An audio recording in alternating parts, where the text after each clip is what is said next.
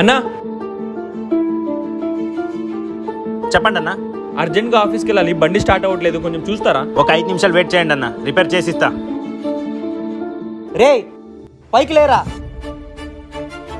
రే ఏంట్రా 6 నెలల నుంచి వడ్డీ డబ్బులు ఇవ్వకుండా తిరుగుతున్నావు, ఇలా తప్పించుకుంటా తిరుగుతూ మమ్మల్ని సతాయిస్తున్నావేంట్రా నువ్వు? ఇప్పుడు గనక వడ్డీ డబ్బులు ఇవ్వకపోతే నీకుందిరా. అన్న రేపు ఎలాగైనా చేసి ఇచ్చేస్తానన్న.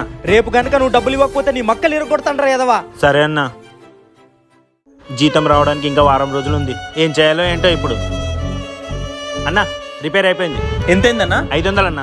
తీసుకోండి.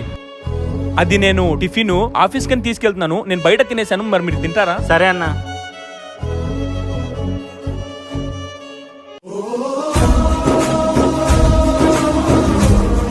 మనం నిజాయితీగా ఉంటే దేవుడు ఏదో ఒక రూపంలో వచ్చి సహాయం చేస్తాడు. నేను చెప్పింది కరెక్టో కాదో కామెంట్లో చెప్పండి.